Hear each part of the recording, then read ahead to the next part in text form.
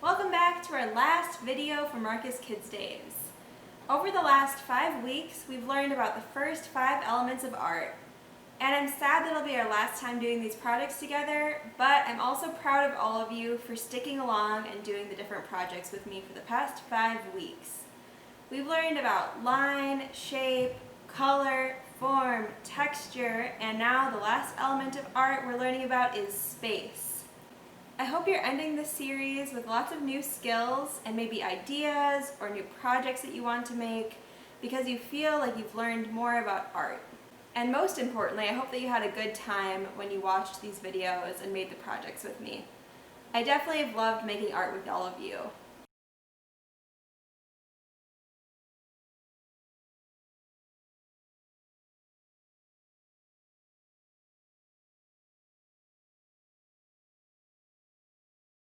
We're going to learn about the 2 main ways that artists can use space in their artwork.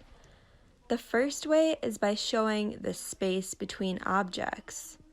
Usually when we look at a drawing or painting, the objects that are closer to us are going to be bigger because they're closer in our frame. Then the objects that are farther away from us in the background are going to be smaller. Another way we show space is by using positive and negative space. In this drawing, there's a good example because you can see the vase in the middle of the image on the left side is made with positive space. It's the space that's filled in. On the right side, it's negative space. The vase shape is the space that doesn't have anything filled in. Here's my drawing. Which item looks like it's the closest to you? I drew it so the flower is the closest to the viewer. The flower is closest, and we know this because it's really big. In real life, flowers aren't usually bigger than people or trees, but since I put it in the front of the paper, you can tell that it's the closest to the viewer by its size.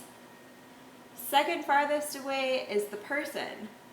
We know that people are taller than flowers, and we can see that it's pushed back a little bit, so it's farther away. If the person in the drawing was right next to the flower, it would be a lot taller. And then lastly is the tallest item in real life, which is the tree. The tree is all the way in the back, and it's shorter than the other 2 objects. So we know the tree is farthest away from us.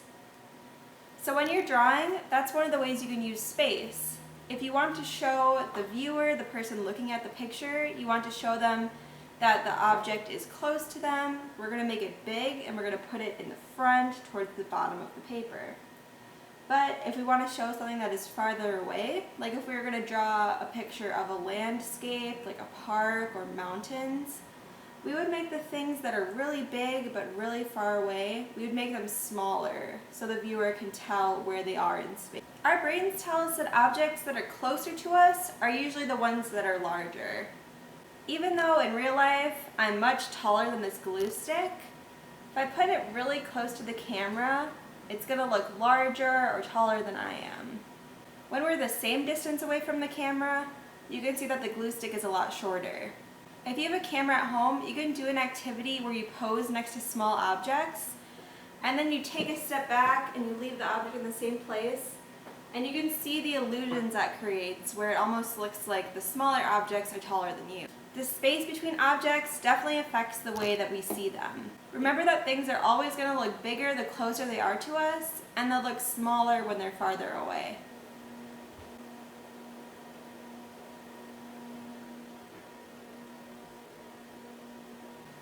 For a warm-up, we're going to need old magazines or newspapers.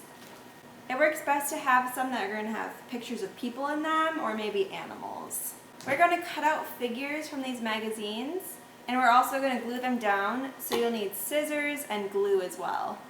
Make sure that these are magazines or newspapers that you have permission to use and to cut out pictures from. We're going to be ripping out pages and cutting them up, so don't use something that's brand new or that has a special meaning to anyone.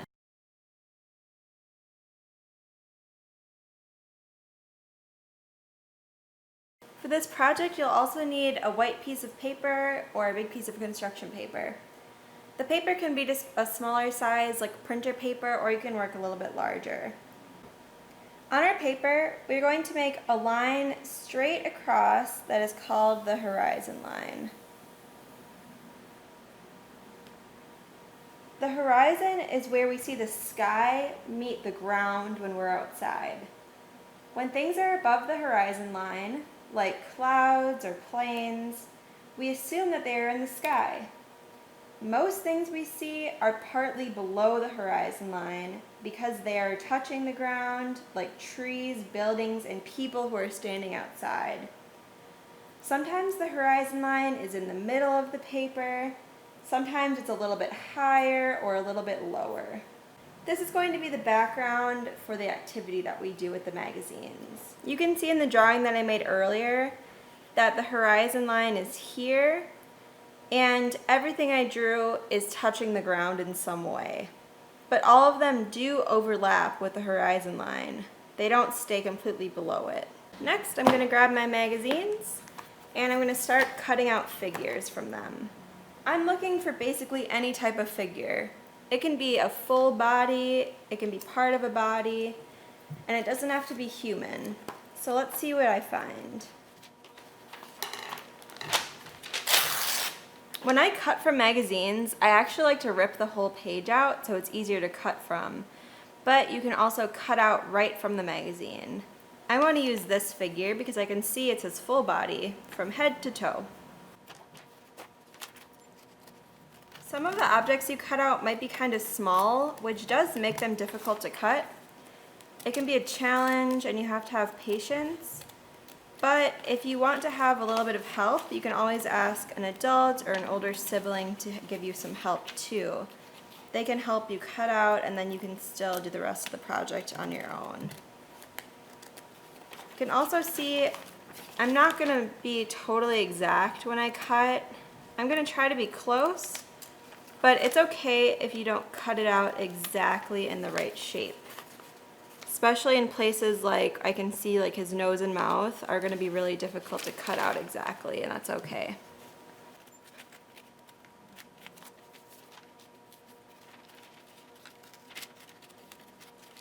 Cool, so here I got my first person cut out. I'm going to keep looking for more.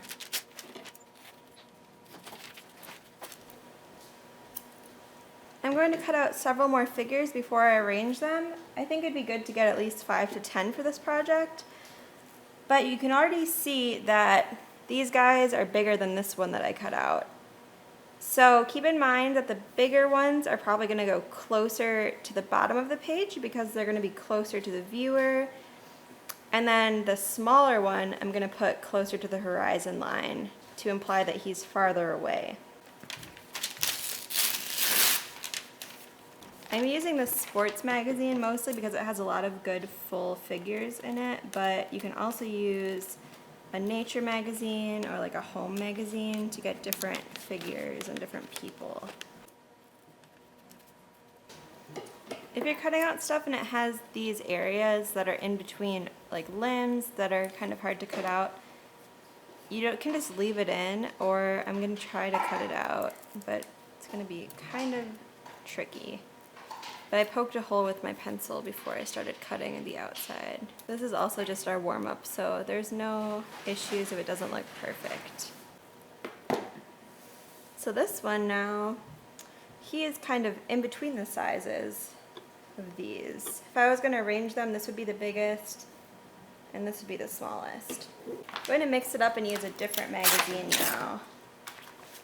I think this project can look kind of funny, so you can just kind of cut out things that you think are interesting, or things that might look silly that are together, like this crane next to a basketball player.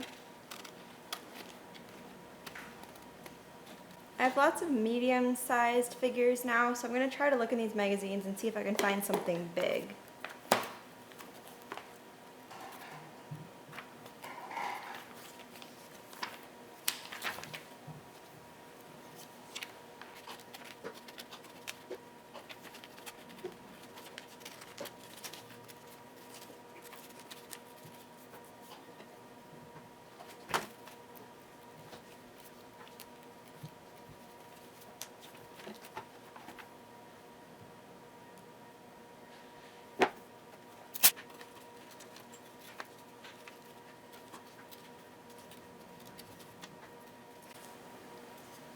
Okay, so now I have quite a few pieces cut out. You can cut out this many, you can cut out a little bit more if you want. And like we talked about with the first warm-up we did, we're gonna put objects that are closer to us, closer to the bottom, so we know that they're closest and they're biggest on the paper. And then the pieces that are smaller, like this one, if he was right next to this one, it would look kind of silly. But if we put him back here, our brains would figure out that these figures are closer than this one, so he's farther away. And things that are farther away are smaller. So if you have gotten this far, you can start arranging the people in a way that makes sense. So I know birds are kind of small, so this one can go in the front and it won't look strange. And then I have these next to it because they're pretty big as well.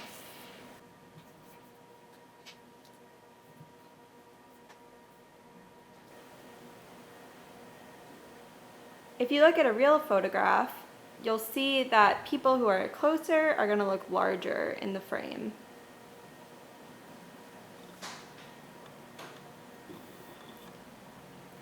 So now I've arranged these figures on the paper as if they're all existing in the same space. The ones that are bigger are in the foreground, so they're closer to the viewer, and then the pieces that are smaller are more in the background.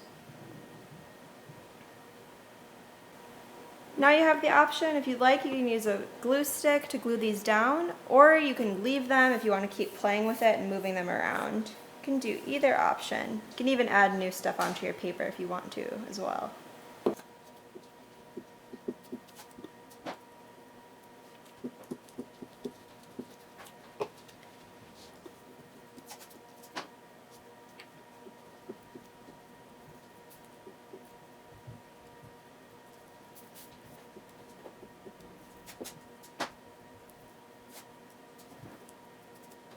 Our artist we're going to look at for this video is Kara Walker. She's an American artist who's still alive and still makes art today. She does paintings, sculptures, and art installations. Do you remember from our second video when I talked about art installations, and do you remember what they are? As a reminder, art installations are made for a specific place and time. The artist can think about if they want to have them in a certain room, or in a certain area outdoors, or in an art gallery. They are usually large works that take up a lot of space. Kara Walker makes installations made out of paper cutouts, and she installs them on the walls of different art galleries. They are called silhouettes. Silhouettes are a dark outline or shape cutout against a lighter background. We only see the outline, so they have no details within them. When we talk about silhouettes, we're also going to talk about what positive space and negative space mean, bringing back our ideas to that overall theme of space. Positive space refers to the subject, or the object, the thing that we're supposed to be looking at in the piece. And negative space is the area around it, as in the white background where there is no objects or figures. Kara Walker is known for telling stories with her artwork. Her stories usually involve issues of gender and race and stories from the civil rights movement. We're going to use Kara Walker as an inspiration for our own paper cutout projects. I'm going to work on a smaller scale. As you can see in the pictures, she does very large scale art and art installations, but you can feel free to use regular size construction paper or paper that's a little bit larger. You don't have to go such large scale. So with your construction paper, you're also going to need scissors for this project, and if you end up wanting to glue or tape it down, you can get glue and tape too. You'll also need a pencil to trace out what your silhouettes are going to look like.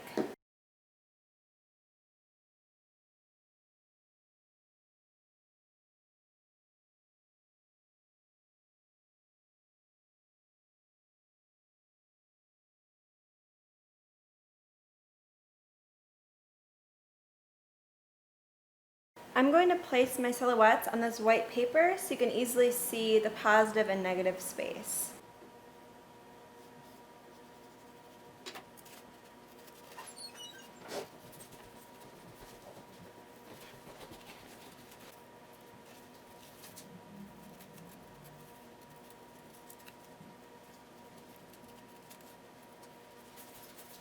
If you're drawing and you mess up and you do extra pencil lines, You can also just flip over what you cut out because there'll be no pencil lines on that side.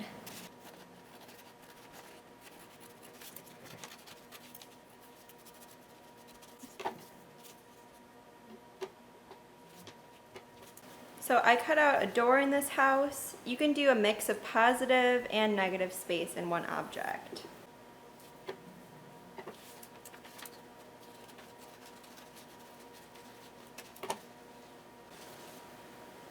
I'm making something that's more of a landscape, so you can do landscapes, you can do people in yours, whatever you choose. The main focus here is to not do any interior details. We're just going to be looking at the outlines or the silhouettes of the different objects we include.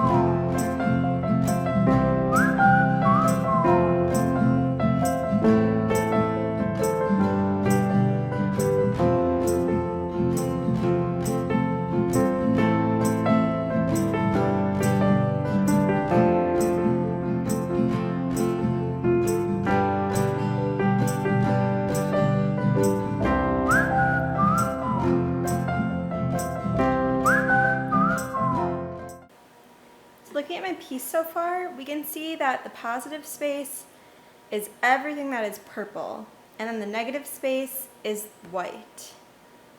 With this kind of art, we only have two colors, so it's really easy to see what's positive and what's negative. But going forward when you make art, you can look at pieces and try to identify what's positive and negative by seeing what the subject is. Usually what we consider the background, that's all the negative space. When you like how many pieces you've added, you can start to glue them down. Thank you again to everyone so much for watching our video today and doing projects with us. It's been great getting to do some art with you all this summer for Marcus Kids Days.